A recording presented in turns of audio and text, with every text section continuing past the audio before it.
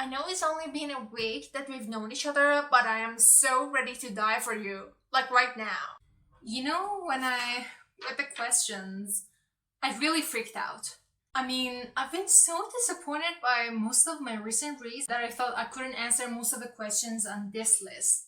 But then I started scrolling through my Goodreads reads, and I realized that the reason I had forgotten about some of the good books I'd read was that most of them were before Nowruz. You know, Persian New Year. It's actually great to kind of celebrate two New Years, especially if your resolutions haven't kicked in the first time. But let's get into the questions. Best book I've read so far. I'm gonna divide this question into two categories, fiction and nonfiction.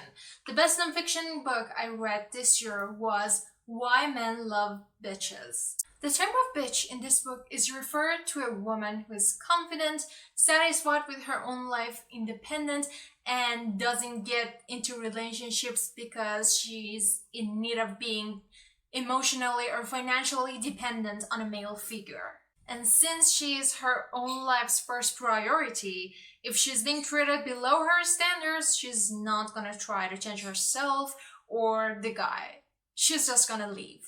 You probably can already guess how revolutionary this sort of perspective, these tips and details have been to me as a young woman raised in a conservative society. I know what you're thinking.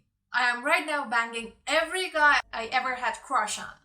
Wrong. My love life continues to be non-existent. I repeat, my love life is non-existent. Needed to put it out there, God forbid my mom comes across this video. I found the book so moving because it made me aware of what a doormat I have been at workplace, and not just that, also in interaction with friends and even family members. What is the concept of doormat in this book? You might find it surprising that it has nothing to do with being conservative or super open-minded. In fact, it's all about giving up all of yourself and everything good you can bring to the relationship all at once, because you're trying to devote your life to this relationship you've romanticized in your mind. I was always so intimidated by even the thought of confrontation. For example, if a colleague was mean to me on purpose over and over again, I would bring more love to the interaction and the relationship, since I saw myself responsible to bring balance, even if the other party wasn't cooperating to do what they had to do. I started reading this about 6 months ago when my anxiety and depression had flared up, and it helped me to bring awareness to my own needs and force myself to see my own emotions and needs valid. Recently I started reading it, though this time I'm here for a slow soak and not a quick dive.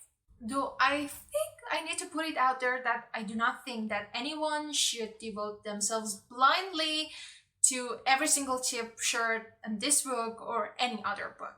I mean, it's more based on cisgender relationships, and still the community that have been observed is not going to be the same with another community on another part of the world. Though I still found many similarities, and I think it's going to work just as fine, though I'm probably living on the other side of the planet as to the author. But still, the cultural differences is still going to play a role.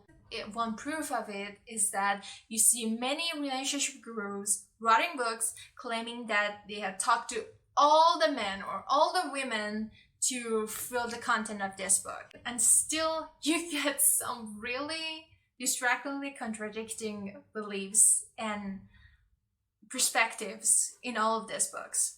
But this book was still way better than so many other relationships book I've read in the past. My best fiction read of the year so far has been An Ember in the Ashes by Sabaa Tahir.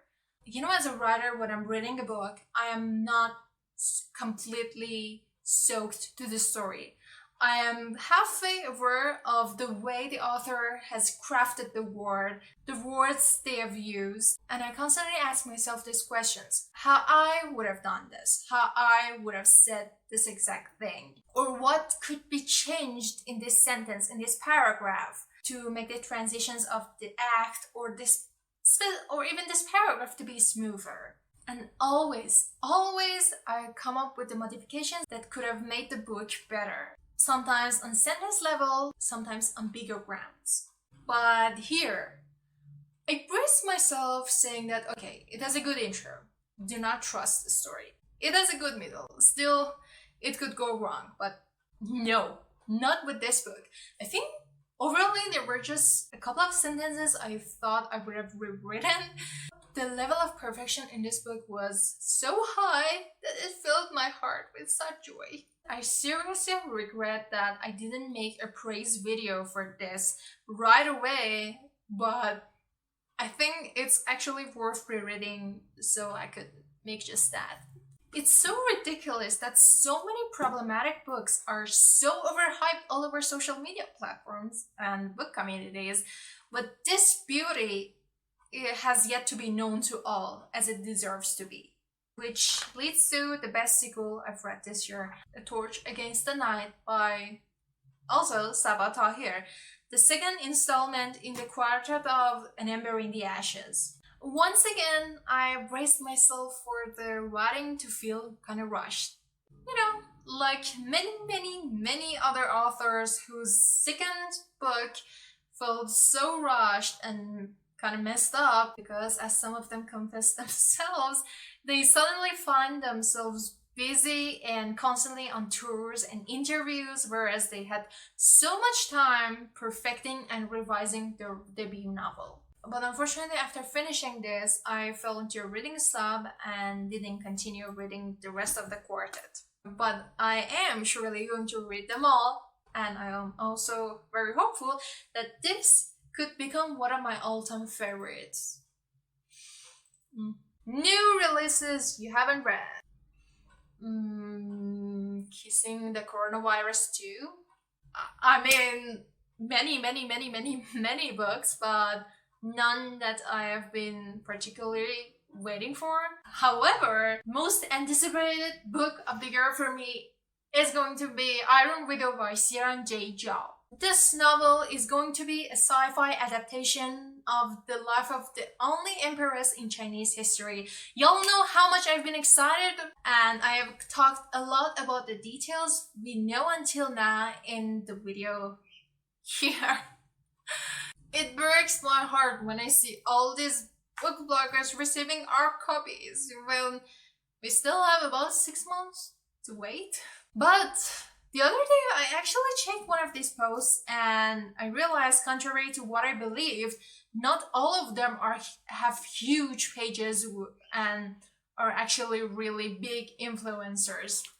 So I might actually try sending the publisher an email and requesting they send me ARCs as well. I seriously don't know much about this. If any of you have any sort of experience, I'd be really grateful to know about that. Now let's move on to the question of biggest disappointment.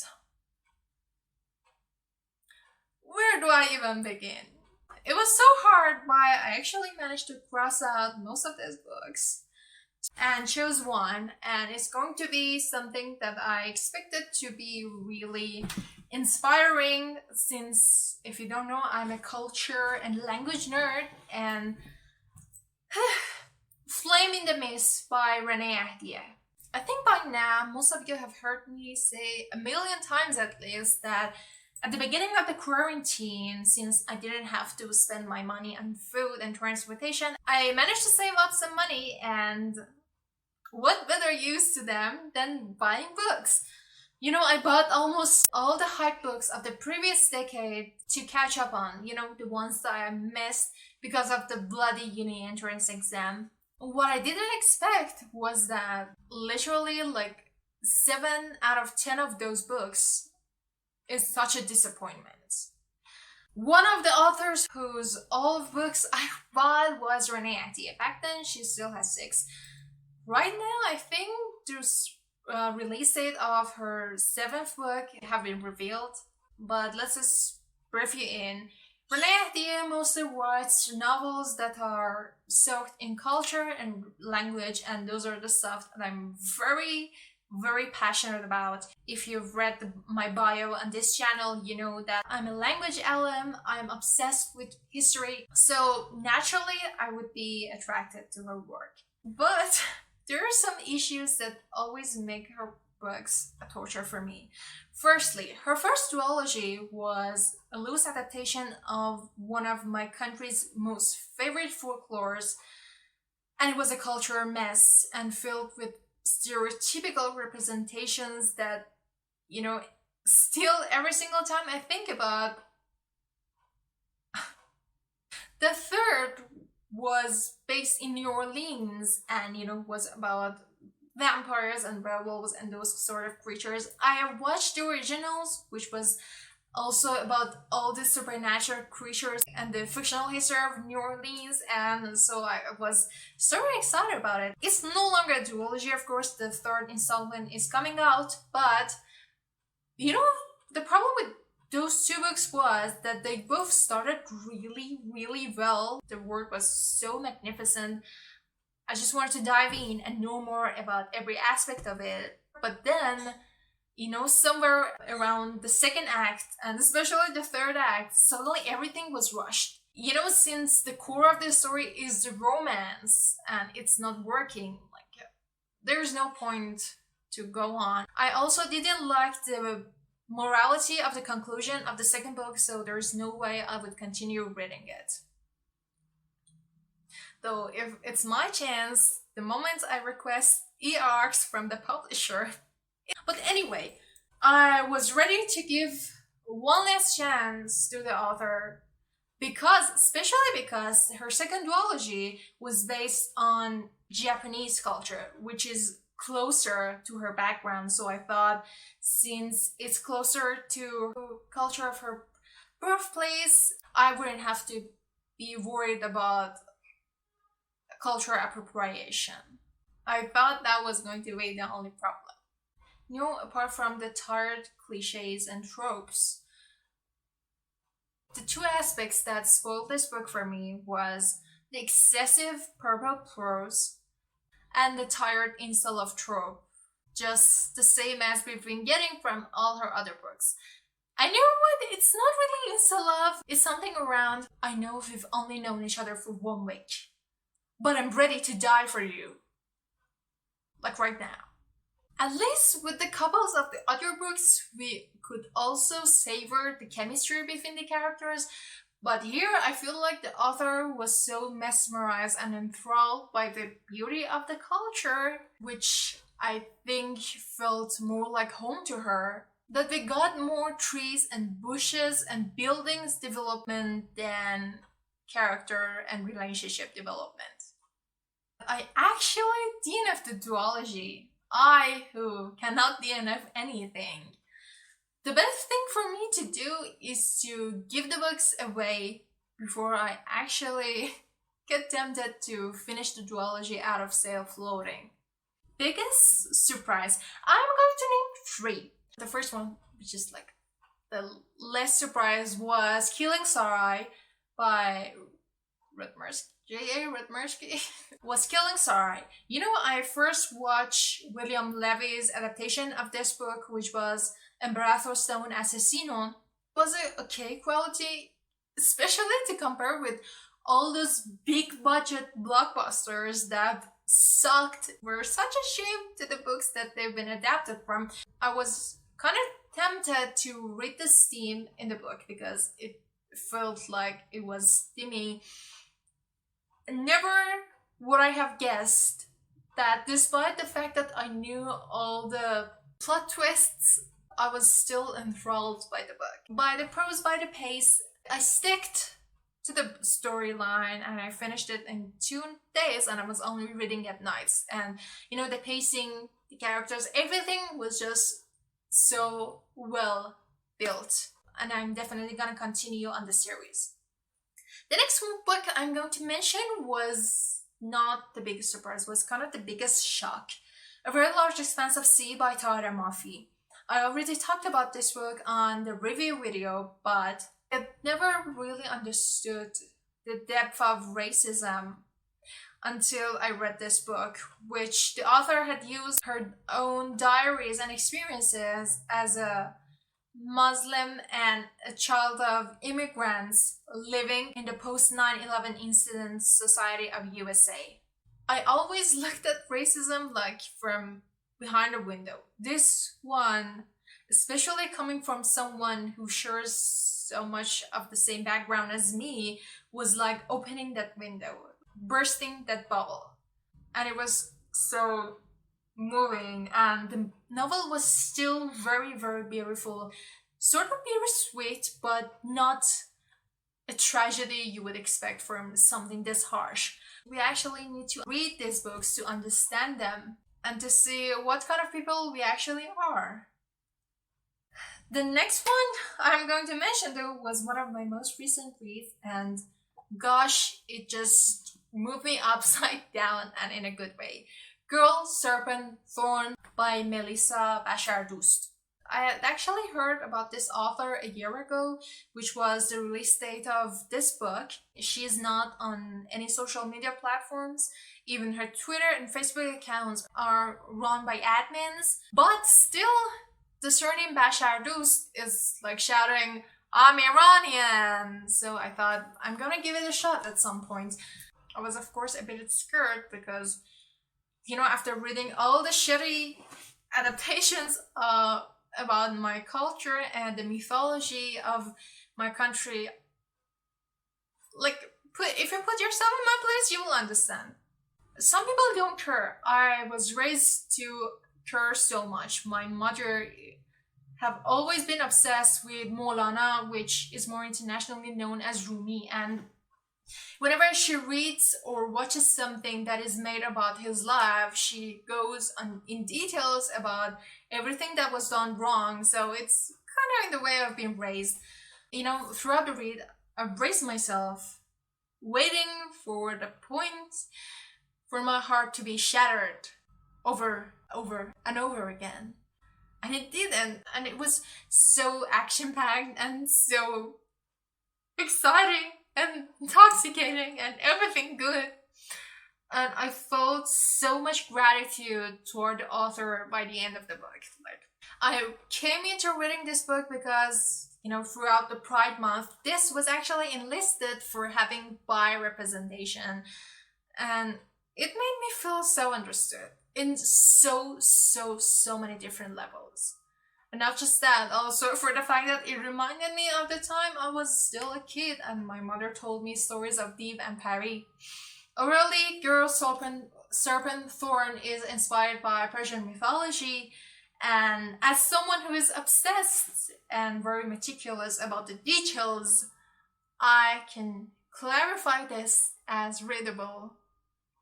And when I say readable, I mean I'm going to bug you until you actually do it.